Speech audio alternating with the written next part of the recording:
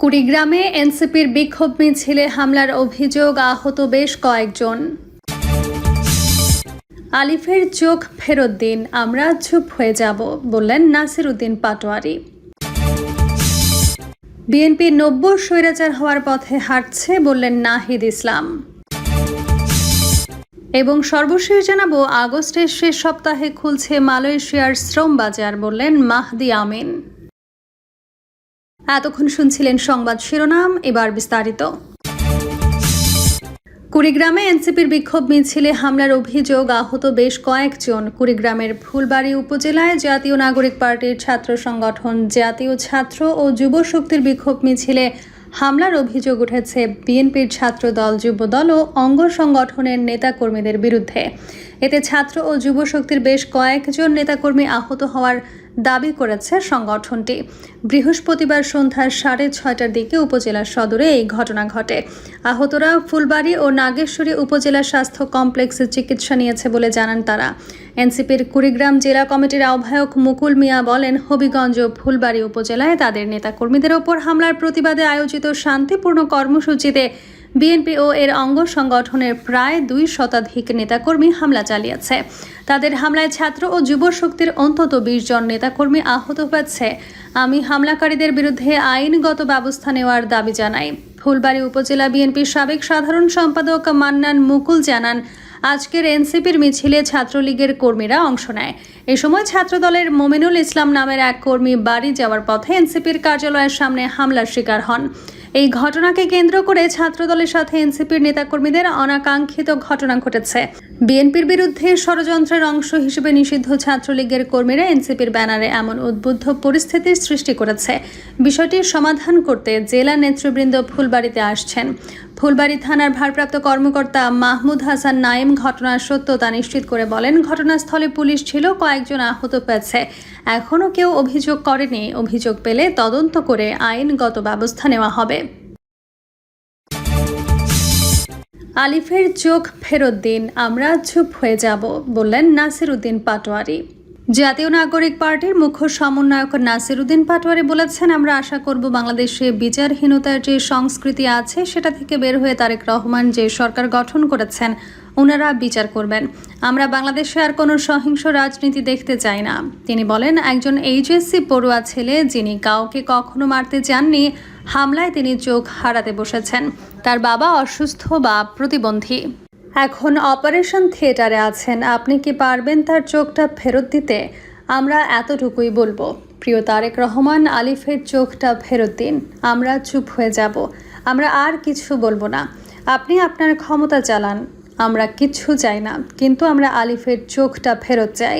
বৃহস্পতিবার দুপুরে সিলেটের শাহজালাল বিজ্ঞান ও প্রযুক্তি বিশ্ববিদ্যালয়ে জুলাই স্মরণে অগ্নিঝরা জুলাই, রক্তের ঋণ এবং আগামীর বাংলাদেশ শীর্ষক আলোচনা সভা শেষে সাংবাদিকদের প্রশ্নের জবাবে নাসির উদ্দিন পাটোয়ারি এসব কথা বলেন।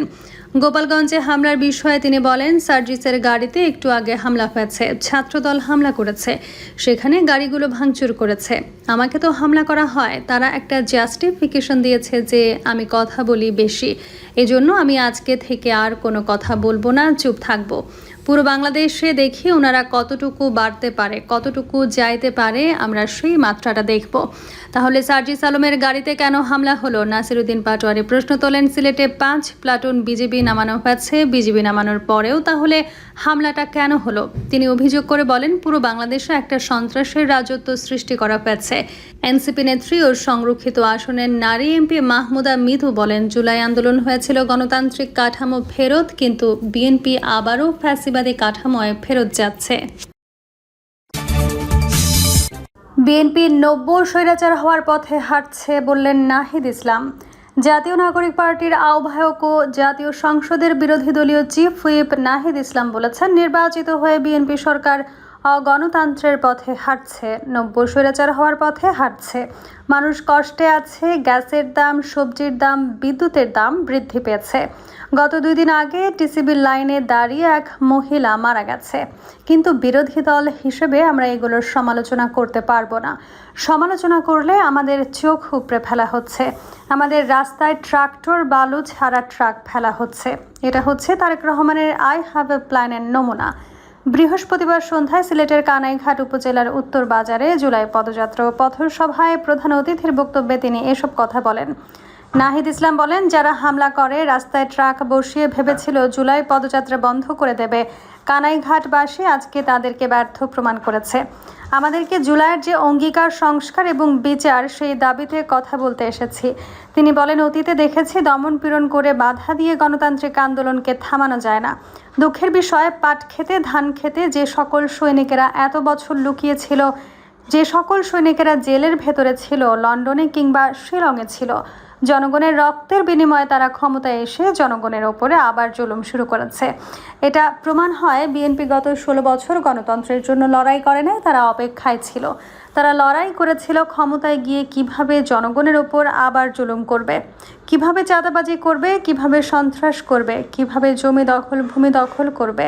কিন্তু আমাদের ওয়াদা, বিএনপি যদি সেই পথে হাঁটে, স্বৈরাচার এবং সন্ত্রাসের পথে হাঁটে, আমরা লক্ষ কোটি জনতা ঐক্যবদ্ধ আছি। আমরা আবু সাইদের উত্তরসূরি, ওসমান হাদির উত্তরসূরি ঐক্যবদ্ধ আছি। নিজেদের জীবন ও রক্তের বিনিময়ে বাংলাদেশের নতুন কোনো স্বৈরাচার বা জুলুমবাজকে ক্ষমতায় থাকতে দেব না। এনসিপির আহ্বায়ক বলেন, প্রিয় তারেক রহমান, আপনি প্রধানমন্ত্রী হয়েছেন, আপনি বলেছিলেন দেশে এসে আপনার পরিকল্পনা রয়েছে। এটা আপনার কেমন পরিকল্পনা? একজন কলেজে পড়ুয়া শিক্ষার্থীর চোখ কেড়ে নেওয়া হয়েছে। হবিগঞ্জের জিকে গৌসের অনুসারীরা হামলা করে রড দিয়ে একটা চোখ নষ্ট করে ফেলেছে একজন কিশোর জুলাই যোদ্ধার। এই চোখ তারেক রহমান আপনাকে ফেরত দিতে হবে। শেখ হাসিনার শত শত আমার ভাই বোনের চোখ নষ্ট করে গুলি করে আজকে দিল্লিতে নির্বাসিত তারেক রহমান এই নতুন বাংলাদেশে আমার আরেক ভাইয়ের চোখ নষ্ট করে কি বার্তা দিতে চাচ্ছেন? বাংলাদেশের জনগণ এটা মেনে নেবে না। অবশ্যই সেই কিশোরের চোখ কিভাবে ফেরত দেবেন আমরা জানি না, কিন্তু সেই চোখ ফেরত না দেওয়া পর্যন্ত আমরা ঘরে ফিরব না। তিনি বলেন, আমরা জিয়াউর রহমানকে শ্রদ্ধা করি, বেগম জিয়াকে শ্রদ্ধা করি, কিন্তু জিয়াউর রহমানের ছবি পোস্টার টানিয়ে, বেগম খালেদা জিয়ার ছবি পোস্টার টানিয়ে আপনারা সন্ত্রাস করবেন, জমি দখল করবেন, ভূমি দখল করবেন, এটা আমরা মেনে নেব না। বিগত 16 বছর এদেশে মুজিবের নামে ব্যবসা হয়েছে, এখন আমরা জিয়াউর রহমানের নামে কোনো ব্যবসা হতে দেব না। অবিলম্বে জিয়া ব্যবসা বন্ধ করেন, সন্ত্রাসবাদ বন্ধ করেন, দেশে গণতন্ত্র প্রতিষ্ঠা করেন। কথা বলার অধিকার থাকতে হবে, জনগণের কর্মসংস্থানের অধিকার, জনগণের খাবারের অধিকার, সব কিছু নিশ্চিত করতে হবে। সংস্কার নিশ্চিত করতে হবে, বিচার নিশ্চিত করতে হবে। নাহিদ ইসলাম বলেন, আমরা স্পষ্ট নমুনা দেখতে পাচ্ছি আগামী স্থানীয় সরকার নির্বাচনে কি হতে যাচ্ছে। এই সকল লাঠিয়াল বাহিনী সন্ত্রাসীদেরকে নিয়ে আবারও ভোট ট্যাকিং করা হবে, জনগণের অধিকার কেড়ে নেওয়া হবে। আমাদেরকে সেটার জন্য প্রস্তুত থাকতে হবে।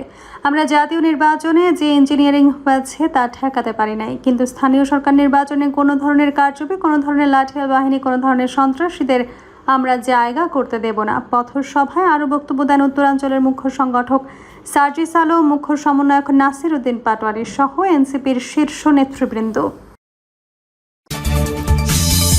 আগস্টের শেষ সপ্তাহে খুলছে মালয়েশিয়ার শ্রম বাজার, বললেন মাহদি আমিন।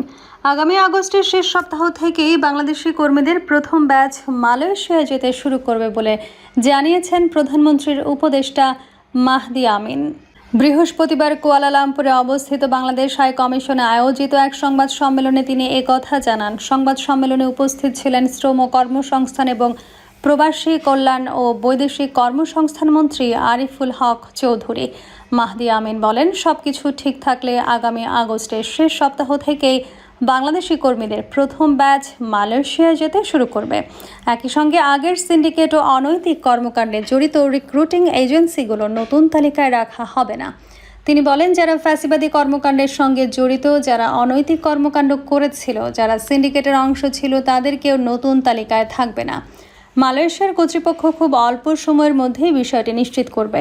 তিনি আরও বলেন, যারা ফ্যাসিবাদী কর্মকাণ্ডের সঙ্গে জড়িত, যারা অনৈতিক কর্মকাণ্ড করেছিল, যারা সিন্ডিকেটের অংশ ছিল, তাদেরকেও নতুন তালিকায় থাকবে না। মালয়েশিয়ার কর্তৃপক্ষ খুব অল্প সময়ের মধ্যেই বিষয়টি নিশ্চিত করবে। বাংলাদেশ ও মালয়েশিয়া উভয় দেশই দ্রুত শ্রম বাজার চালুর বিষয়ে একমত হয়েছে জানিয়ে প্রধানমন্ত্রীর উপদেষ্টা বলেন, যথাযথ প্রক্রিয়া অনুসরণ করে যত দ্রুত সম্ভব শ্রম বাজার খুলে বাংলাদেশের জনশক্তির জন্য মালয়েশিয়ার বাজার উন্মুক্ত করা হবে। সব সেক্টর বা সাব সেক্টরে বাংলাদেশি কর্মীদের কাজের সুযোগ থাকবে। তিনি আরও বলেন, আগস্টের শেষ সপ্তাহ নাগাদ বাংলাদেশি কর্মীদের প্রথম ব্যাচ মালয়েশিয়া যাওয়ার লক্ষ্যমাত্রা নির্ধারণ করা হয়েছে। প্রথম ধাপে রাষ্ট্রায়ত্ত প্রতিষ্ঠান বোয়েসেলের মাধ্যমে কর্মী পাঠানোর বিষয়ে মালয়েশিয়াকে অনুরোধ করা হয়েছে। এতে ব্যয় কমানো, দক্ষতা বৃদ্ধি এবং স্বচ্ছ প্রক্রিয়া নিশ্চিত করা সম্ভব হবে। প্রিয় দর্শক, এই ছিল এখনকার সর্বশেষ সংবাদ। আপডেট সব সংবাদ পেতে চ্যানেলটি সাবস্ক্রাইব করে বেল আইকনটি ক্লিক করে রাখুন।